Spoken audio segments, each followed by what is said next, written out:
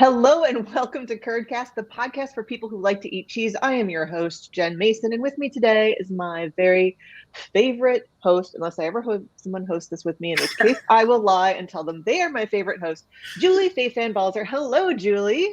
I'm the spice of the moment. I like it. You are. Happy holidays. We're in the middle of all the holidays right now, and it's festive out there. And the music started playing in like October 28th, I think was the first time I heard Christmas music in a store, and I thought that's too early. But it's now the winter holidays, and I'm much happier that I'll be we made sad it when through the Christmas Halloween. lights go away, I have to I say. know. And I will Well, say here's a that my 2-year-old keeps saying menorah every single night, and I keep having to explain that Hanukkah is over. So, So he would like a 365 he candle would like to get menorah. presents every single day. I think that's Oh. the main interest at this age.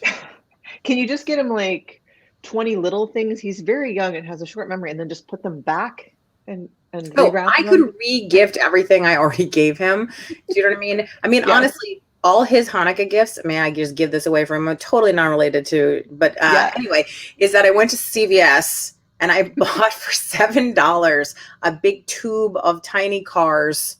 And then I just put one car out, for each day with a piece of Hanukkah gelt. And he It's thought great. he was, Midas, so rich in little cars now.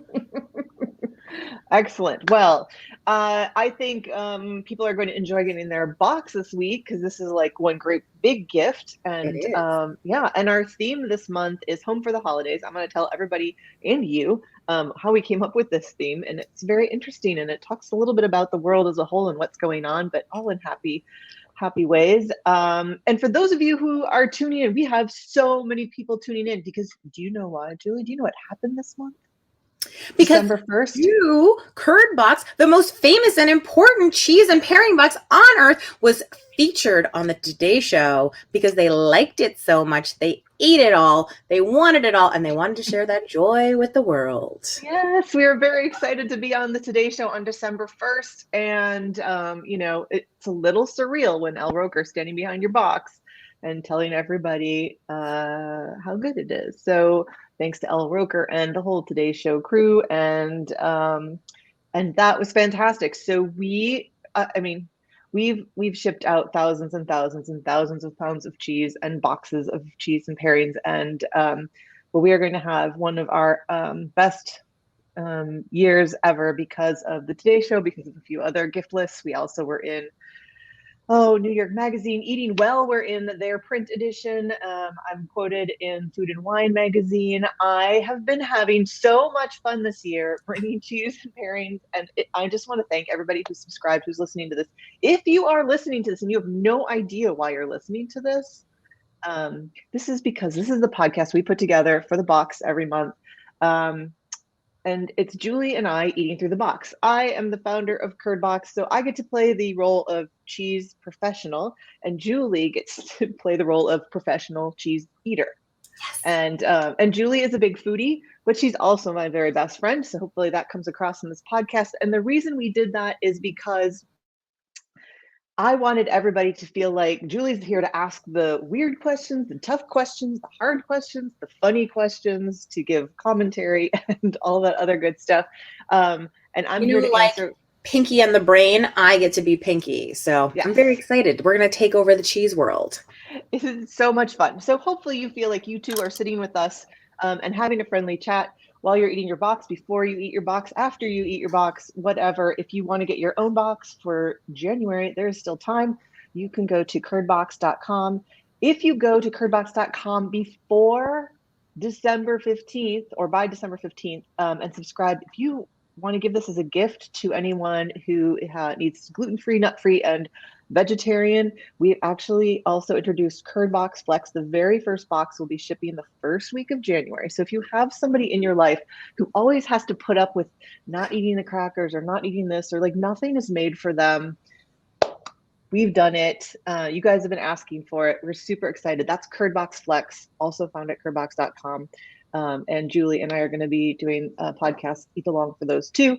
Yeah, so that's the exciting news, if you want to subscribe as a gift, you can subscribe all month. You can subscribe Christmas morning. You can subscribe before you walk into grandma's house on Christmas afternoon and still get her the very next box, which is our January box.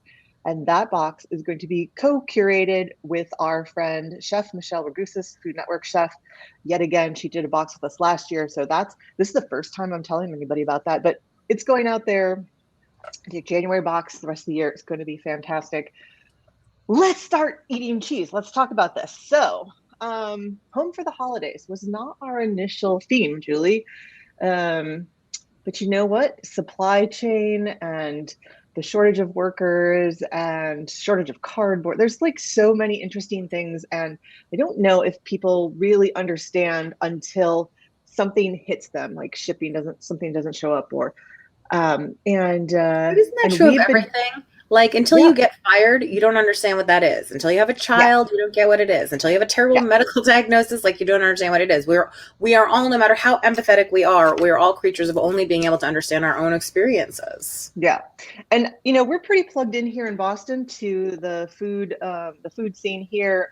I'm pretty plugged into the cheese scene and the specialty food scene sort of all over the US, but all over the world too. And we're hearing a lot of, people try to prepare for everything and you get everything done. You've got workers who can make your cookies. You've got people who can box it. You've got orders that are coming in. And then like the one little plastic part you can't get for 4 weeks. It is so interesting to see what's happening. And so because of that, we wanted to make sure that everybody got their boxes this year on time. We actually had a small problem in November and boxes went out a day late. We just sped some of them up. So everybody should have felt like they got them at the same time, but we were stressing about it just because there's a shortage and we're trying to keep people happy with cheese. But we decided to make this home for the holidays. I'm not going to tell you what our other theme was because we're going to save it for another time. But home for the holidays because it really let us sort of stay in the US. We didn't have to worry about things shipping. We knew because of the Today Show, we might get some really big publicity and have some big numbers. And we wanted to be able to fill them and to support some of our local American made products. So this box it's home for the holidays because it's all domestic.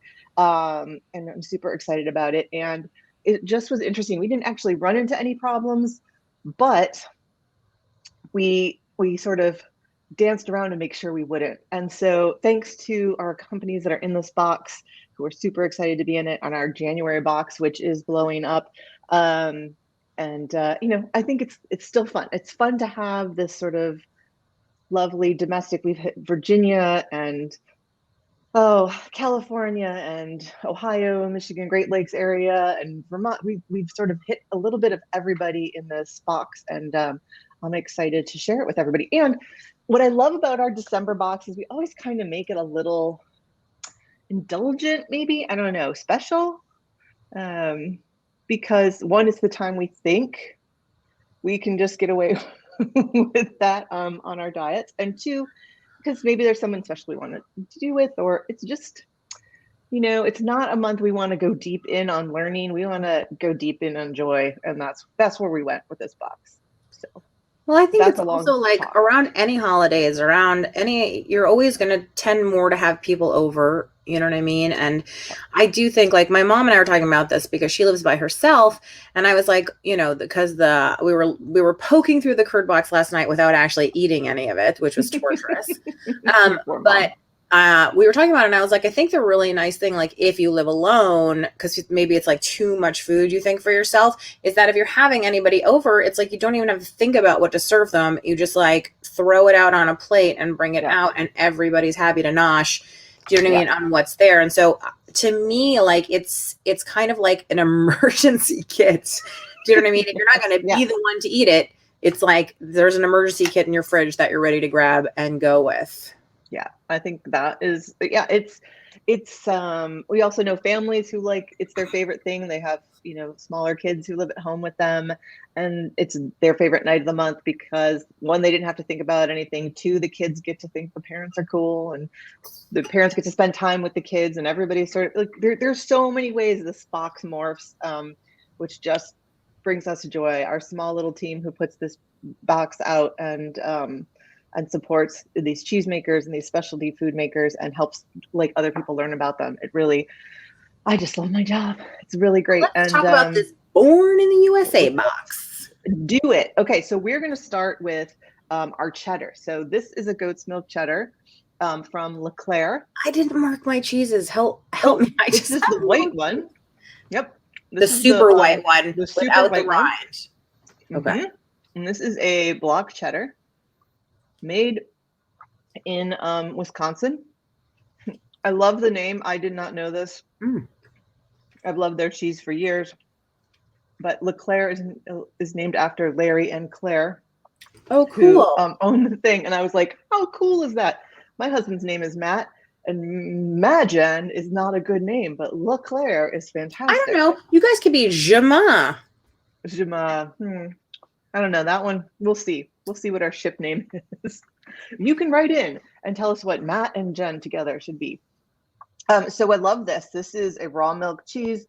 It's young. All of these are just 2 to 6 months old. None of these are terribly old cheeses, but really flavorful. This is a cheddar. So it should remind you in texture like a cheddar, but it is goat's milk. That means it's going to be a little tangier than a regular cheddar. If you ate this next to a cheddar, this would go really great with other lemony things or citrus things, which is why we've got one of our pairings in here. Goat cheese goes really good with cherries, which is why we've got one of the pairings in here. And it's just a way to think about goat's milk in another way. I have to say, I'm looking for the goat musk. Right? And it's very subtle. Like, I think if you were a super sensitive eater, you might guess it. But if you didn't know that it was goat's milk, I'm not sure I would even think about it, you know, which is interesting. Yeah, it's really fun in that you can sneak it in. We always tell people that if you don't like goat's milk, you just haven't had the right cheese yet, goat's milk cheese. And a goat's milk cheddar or a goat's milk Gouda is usually the way we can win them over. Or you also haven't had the right pairing. I've learned that because you can like totally like kill the musk with something that you pair it with. Exactly. I listen when you talk, see. I love it. Pretty soon you'll be able to do this, and I will be your guest. This started out as a hobby in the late 70s. They bought a hobby farm. I'm using air quotes for those who aren't watching this, and and it was named after Larry and Clara, and it is all domestically produced goat cheese. It's beautiful. It comes from the heart of the cheese land, which is in the heart of the country in Wisconsin, and I think you're going to really enjoy it with these pairings. So with that said, I think we should move to Virginia. Let's drive down. We'll drive down to Virginia, and we're going to talk about Meadow Creek. So Julie, this was the one that was a square format, and it has sort of a lighter rind. It wasn't the triangular piece. This is the, yep. This is called Appalachian, however you like to say that. The mouthfeel on this. Really good. Decadent. It's really decadent. Fills your mouth. This is such a salty, flavorful cheese. Yep. I'm into this one. Totally different profile. And this is 3 months. This is raw milk. No, so again, the last one, all three of these cheeses today are raw milk. And I would encourage people to take a moment. Can we review the whole like raw milk thing for a second? Yeah, sure. Perfect. Yes, because we have a lot of new people. So raw milk and pasteurized milk. What's the big deal? And is raw milk okay to eat? And I will say yes. Are we all going to get botulism? We will not. Okay. It's listeria we're worried about. Okay. And basically the canary in the coal mine, the thing to watch for is when all of France dies off, then we need to start being worried about raw milk, because so much of their cheeses and the things that we can't even have in the States are raw milk in France. And basically what happens is, to pasteurize your milk before you make cheese with it, you have to heat it up to a certain temperature for a longer time or heat it up to a slightly higher temperature for a short time. The cheesemaker will decide based on what the flavor profile is they want. But what happens is it kills all the bacteria in cheese, the good stuff and the bad stuff. Hopefully there's no bad stuff in it, but it also takes away some of the lingering flavor. So like right now, I can still taste in my mouth that lingering cheese flavor. When you taste a pasteurized cheese, it'll taste just as good when you put it in your mouth, but it won't stay with you. So when I go to cheese stores and I try, and all over the world, I try cheeses and I try not to look and see if it's raw or pasteurized yet, and I will try to guess, and then I'll look. So if I eat it, it tastes great, and then the flavor sort of goes away, like I don't eat a breast mint, then it's usually a pasteurized milk. Both are great. There's some misunderstanding with raw milk and pregnant women. The best place to look is on the CDC or the NIH, which is the sort of European version of the CDC for their recommendations. The problem is like doctors, they're supposed to know about doctory stuff and how to keep us from getting a cold and how to help us with broken arms and stuff.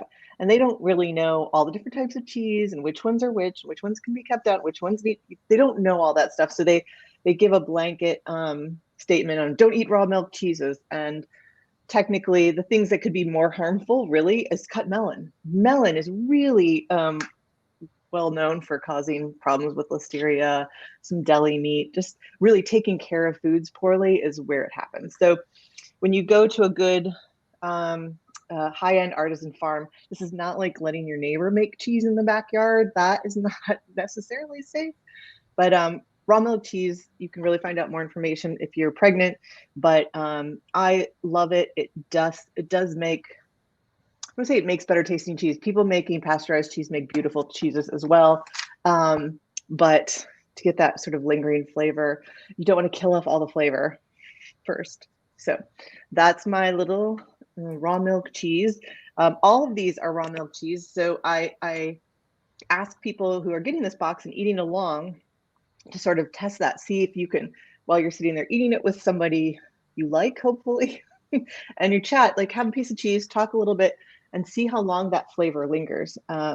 And you'll start to really understand what raw milk cheeses can do for your That taste assumes buds. that you're capable of putting like one piece of cheese in your mouth and then being like, Yes. okay, I'm just Or giving more you. importantly, that whoever you're eating with isn't eating all the cheese while you're so yes, so eat yes, with caution. So anyways, love this cheese. This is coming from sort of the mountain part of Virginia. They've worked very hard in their pasture to so grass is a perennial, right? It comes back every year, but they've got other for the area perennial type flowers, plants, whatever that are growing that the cows are feeding on, which continues to give flavor to the cheese as well. What the cows eat affects the milk flavor, and so they're doing some really interesting things that are done in Europe in the mountains there as well. So this is a lovely, lovely cheese. It's so flavorful. It's got such a great mouthfeel. It's complex. And I think we're gonna like it with our other pairings as well. Or maybe you and I will pair cheese with cheese today. And our third cheese is from one of Curdbox's favorites.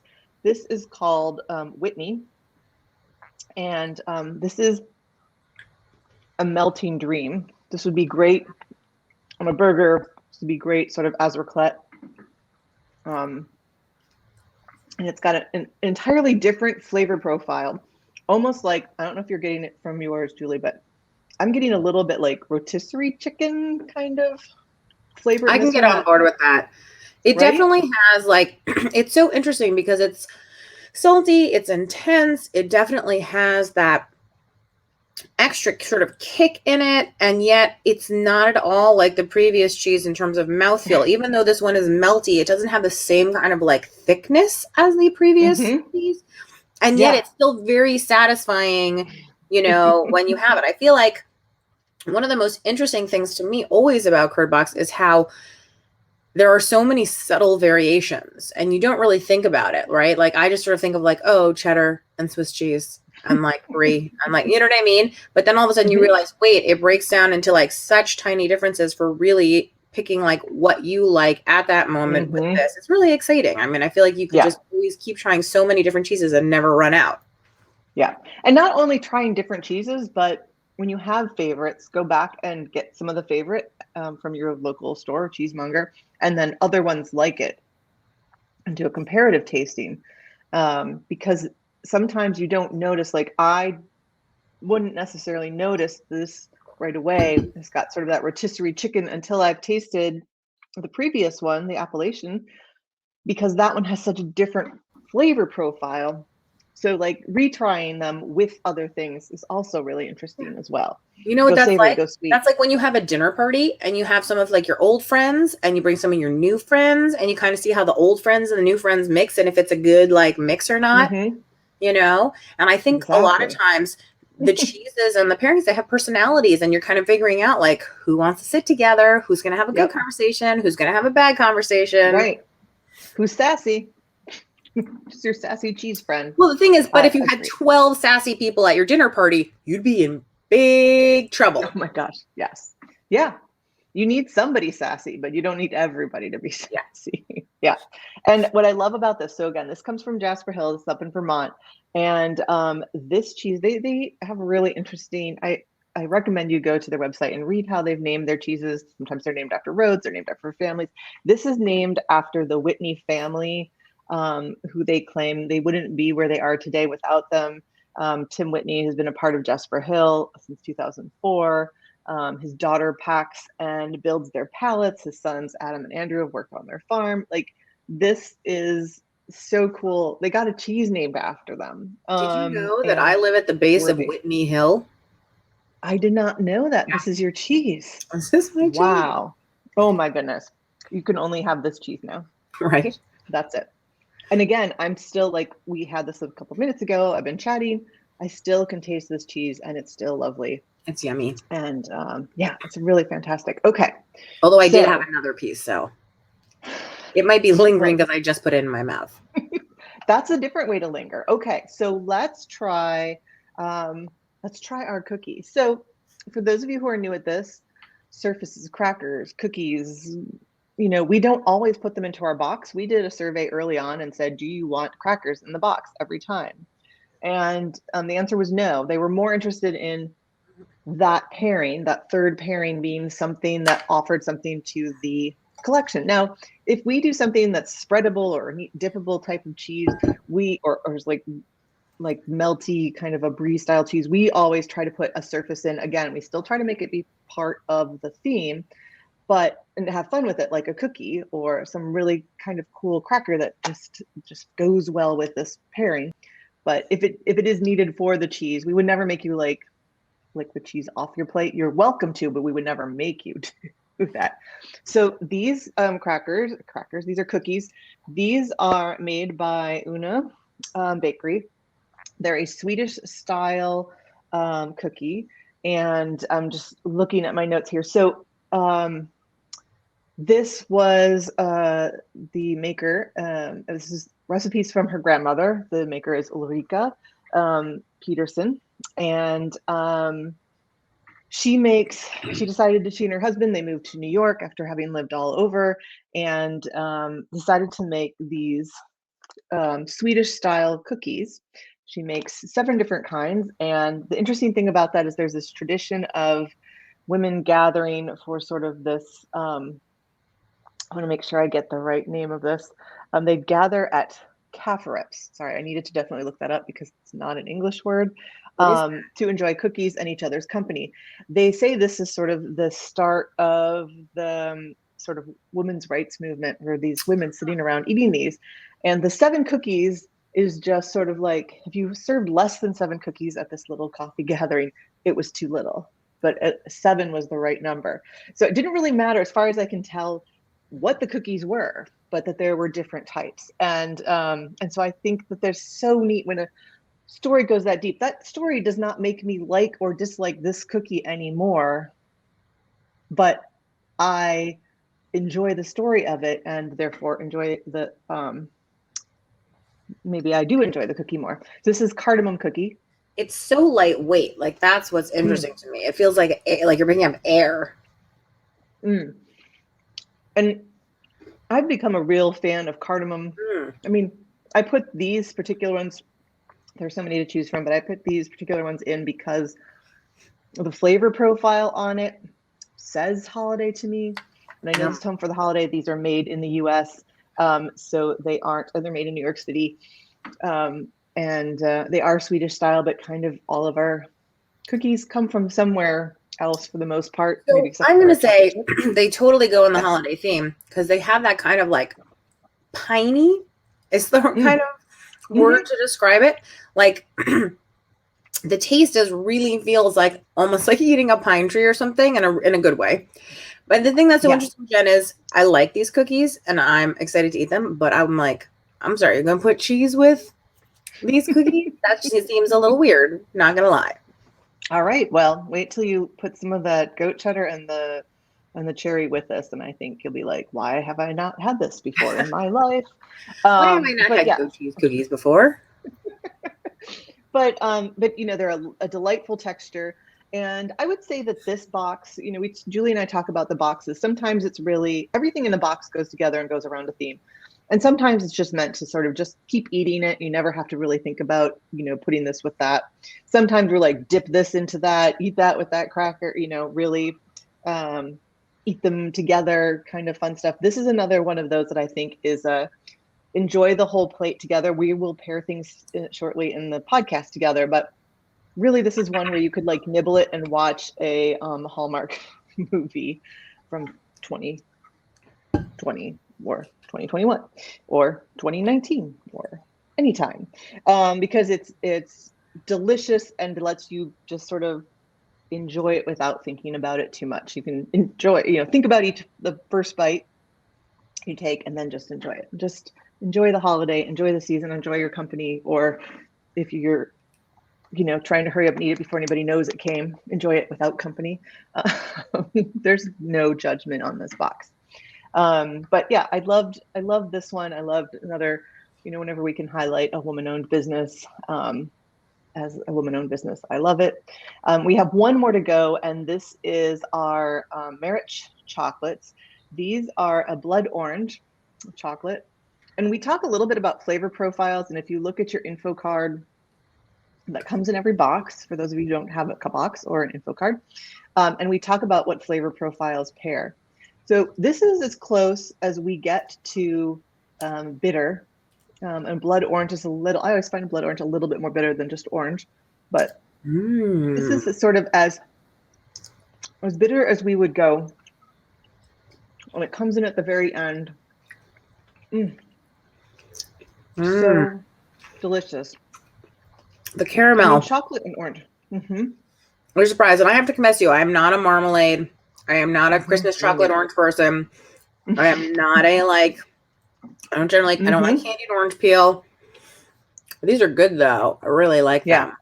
This is almost like you put a chocolate in your mouth, a caramel in your mouth, and something orange in your mouth all at the same time. They all happen to be in the same little ball. I mean, my dentist doesn't like you right now, but we can have a glass of water. We can have more cheese. It'll all be good.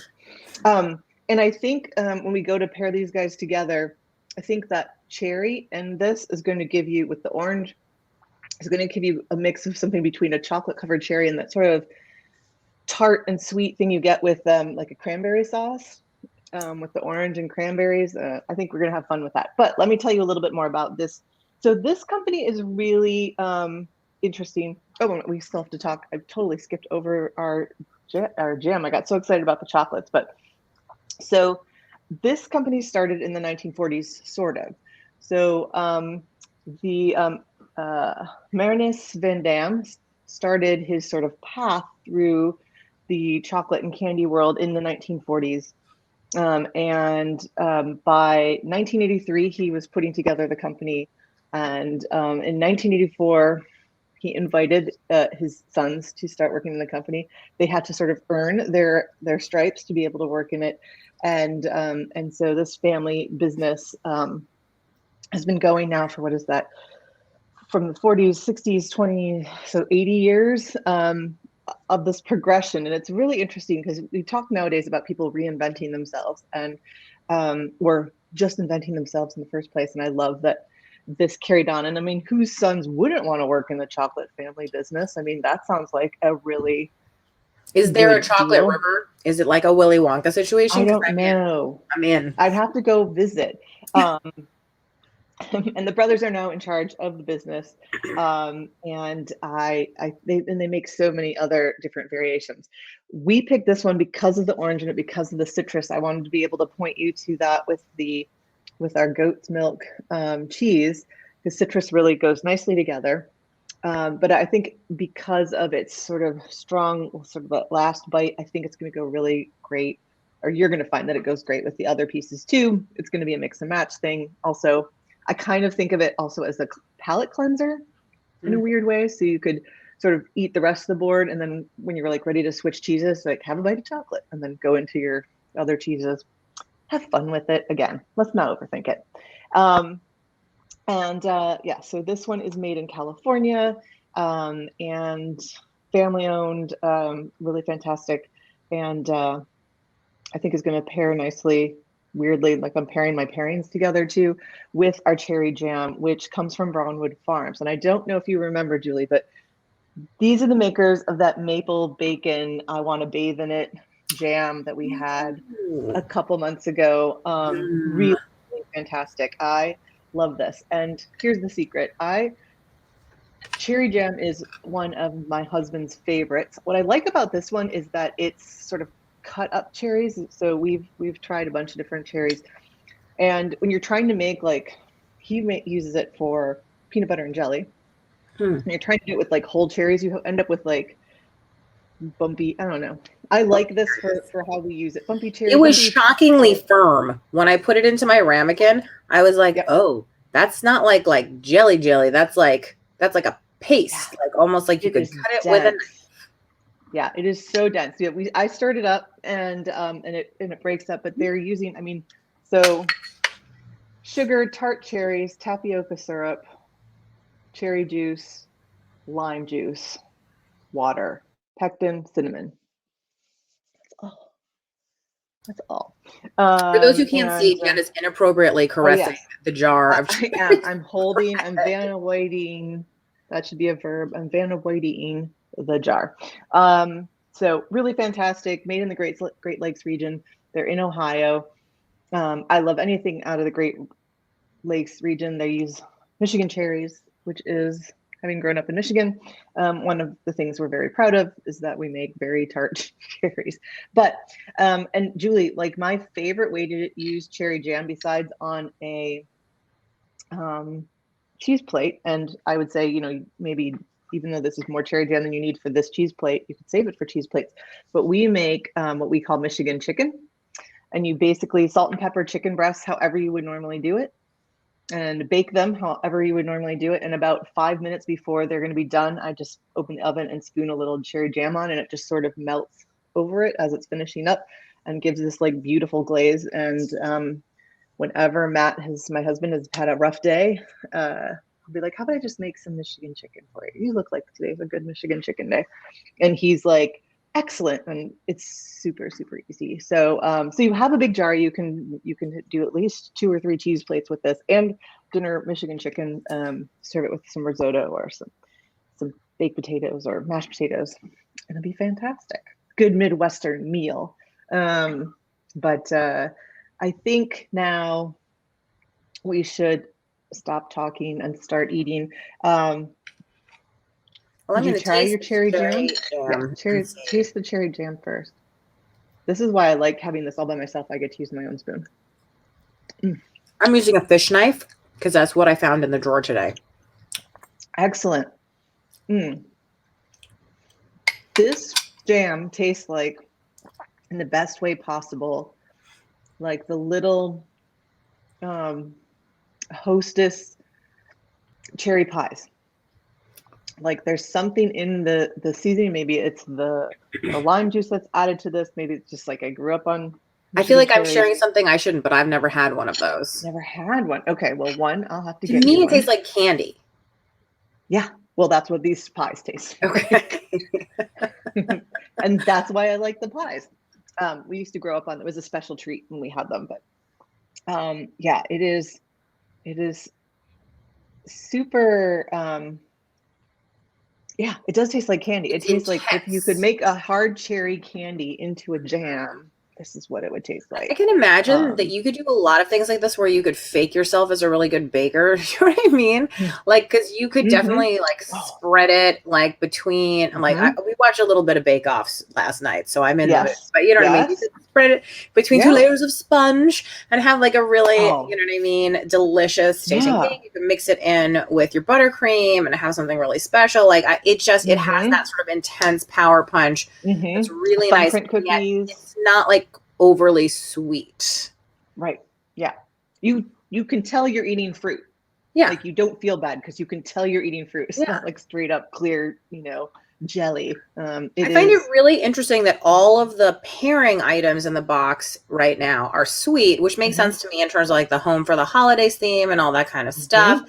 And then the cheeses are actually, now that I reflect on it, are actually quite Yep. salty. So we're going to have that salty sweet marriage, Yeah. which is really so good. It's going to be fantastic. What are you going to start with by pairing now that we've reached the pairing time of this podcast? Well, I got to start with the Whitney because it makes me think of my neighborhood. And then I'm thinking I will do a little bit of cherry with that. What are Nice. you doing? Chewing. Hmm. Mm. I'm doing the Whitney with the cookie. Oh, this sounds good too. So it's interesting. The Whitney with the cookie makes the cookie go more savory. Like almost Mm. like I've had an herbal sort of cookie.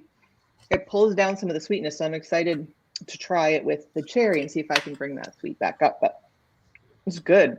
The cardamom is so great because we do put cardamom in, in savory dishes as well, and the cheese, brings the cardamom sweetness down.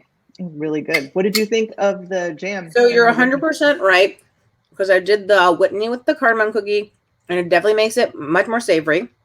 The jam makes Mm-hmm. everything sweet. So now I'm going to go for the triple and I'm going to have cookie with jam with Whitney and see if we can't make that savory sweet thing be just like hit it just right. Excellent.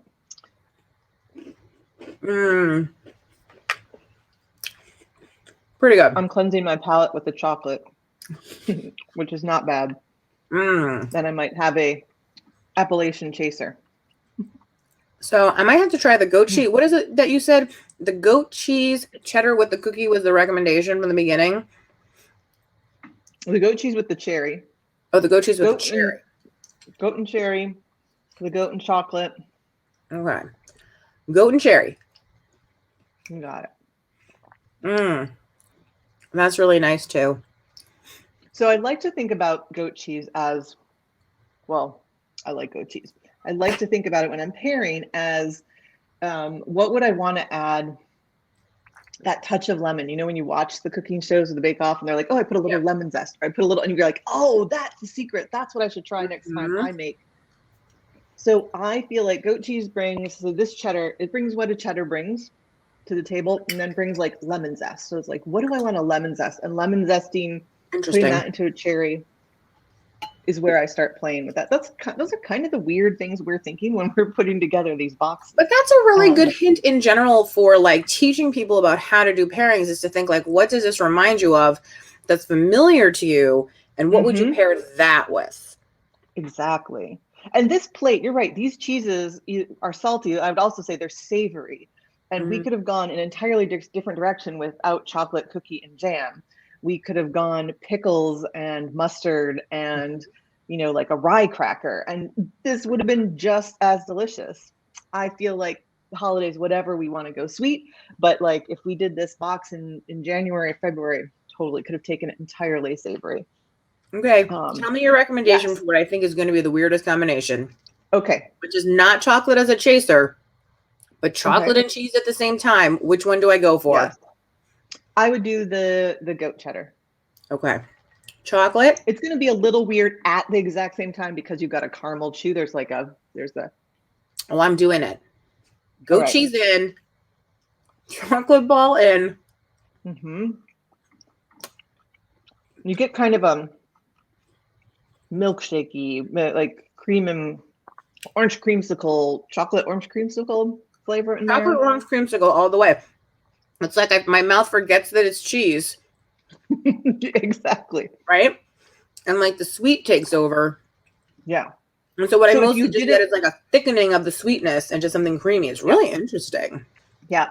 I love it when you can eat a cheese and it takes you to a different dairy world. It takes you to like whipped cream or cream, like that's just really fun. Now, if you really liked the goat cheese and didn't want to lose that flavor, then that wouldn't be a great pairing for you. Then I would pair it with something else. So that's how you decide what you like and what you don't like when you eat it together and when you don't eat it together. And you can really play with this. I think this appellation is really good with the cherry jam. I mean, the cherry jam's kind of really good, like on your finger, though. So it really is. But yeah, a little bit of salt to it really does is such a nice mix, but it's powerful. Like there's nothing that I've had so far where it kicks the cherry jam into going the opposite direction. Like the cherry flavor profile kind of always takes over, and then the cheese or whatever else is, even the cookie is like a supporting cast member. Very much. The cookie is such a chameleon in this collection, I think, because it can go sweet. You put the cherry jam with it, and you get it sweet. You just eat it straight with especially the Whitney and the appellation. You definitely get a savory cookie, a savory biscuit. You know what it reminds me a little bit of? I mean, I know cardamom is different from anise, but have you ever had like those anise flavored pizzelle around the holidays? Yep. Yeah. And it has that same sort of like light texture where it's like somewhere between like a cracker and a cookie. I mean, it's obviously these are like round humps and those are like flat snowflakes, but there's something about that flavor profile where I'm very reminded of eating those.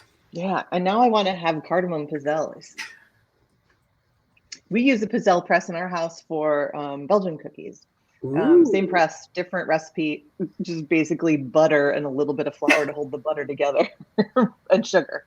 I'm sorry, flour to hold the butter and sugar together. But have you ever put Parmesan cheese in there to make a very pretty Parmesan cheese? No, but I think I'm going to. I did put yesterday. I put gingerbread dough into the press to see what other kinds of cookies I could press in it, and it worked. It makes an entirely different one that I now want to dip into a chocolate, like cover it in chocolate.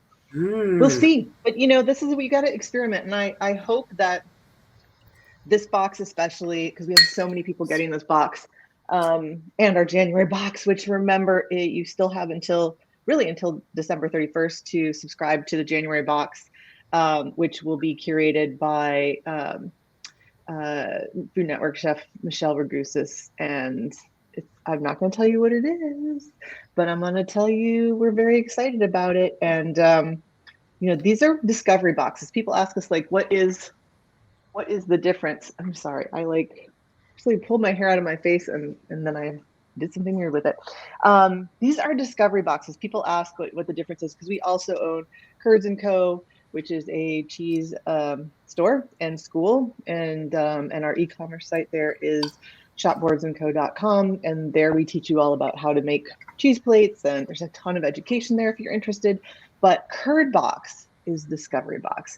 It is sit at home, wait for it to come every month, open it up, enjoy a Spotify playlist, enjoy our podcast, and try something different. So if you subscribe for an entire year, you would try 72 new foods, potentially 72 new foods. And you are a big foodie, Julie. I've eaten a lot of stuff all over the world. So that's the best way to put it. I love to eat how many things in this box have we repeated that you were, what percentage were new to you? The thing that I really like about Curdbox and that I appreciate is that, first of all, I never knew. I always thought of myself as a very open-minded eater and open to everything. But every now and then you'll be like, oh, this is the beer box. Oh, this is this box. Oh, this has orange. And I'm like, oh, I don't want to eat that. But then I eat it and I'm always like, whoa, I was so wrong. And I think like that for me is always really exciting to sort of change my expectations of what I want to eat And then the other thing that I really like about it is that I'm totally guilty of it. I totally was like, okay, there's blue cheese and cheddar but not about all the different subtleties. Right. And so that's really exciting because I feel like I'm not a drinker, so I can't learn about wine. But I am an eater, and so learning about cheese feels very much to me like that, where you're like, oh, I detect notes of whatever, and you know what I mean? And I just think that you rarely run into a person who, when you're like, hey, let's get some cheese, they're like, ugh, cheese is gross. Yeah. So it's like a great Even the bonding people who thing to can't talk eat it about. want to eat it. Yeah. I I totally really agree. think the pairings too have been surprising, because there's a lot of times stuff that, not something I would pick off a shelf.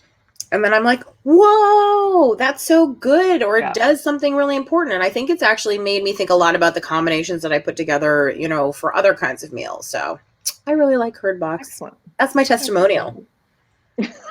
Perfect. Because you're not biased at all. You don't. Yeah. But anyways, I want to thank, this is our year-end thing. This is our year-end podcast. Let me take this seriously.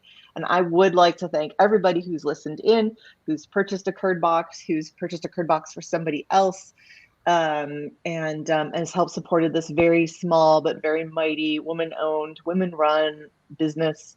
My team is so ecstatic at the output. Like, it's just been a joy to create these boxes for you, to work with these Food Network stars. We have 3 of them this year coming up. Our job is so much fun. Yes, we have customer service, and yes, we'll make sure your box gets you, and yes, we have to deal with FedEx getting things on time, but it is worth every minute of it. When I get to put in an order for 600 pounds of cheese from one dairy maker, like, that is a major purchase. For our store, we might only buy a 25-pound wheel. So when I can buy 600 pounds, or a case of 2,000, we're really excited to be able to support this food industry. And it's been a great year, and I hope you guys who've been listening enjoyed it. I hope those of you who are listening and haven't enjoyed it yet get to a chance to enjoy it, and know that we value every single one of you. And Julie, thank you for a whole year of doing our remote podcasts, and for being willing to try things that I know when I put them in the box, Julie's gonna be like, but I know she always trusts me, and I think we haven't had anything in a box yet that you haven't liked. You do have a fantastic palate, so you're fun to surprise. And if people want to follow Julie, you can follow Julie at What Julie Ate. And you can follow, let's see, I'm going to look at our list so I get these right. LeClaire Family Creamery. At LeClaire Family Creamery. You can follow the makers of Appalachian, which is Meadow Creek Dairy, at Meadow Creek Dairy. The Whitney is made by our friends at Jasper Hill Farm. These delicious cookies are at Una, UNNA _bakery. Our fruit spread from our friends at Brownwood Farms, BROWNWOOD _farms. And one last one at Marich Chocolates, MARICH Chocolates. You can follow Curdbox at Curdbox. You can get our box at curdbox.com. And man, what a great year. Happy holidays, everybody. I hope everybody stays safe, sound. Julie, I hope you have a beautiful cheese-filled holiday and New Year, and we'll see you all in January for another box. Have a good one. Happy New Year, everybody.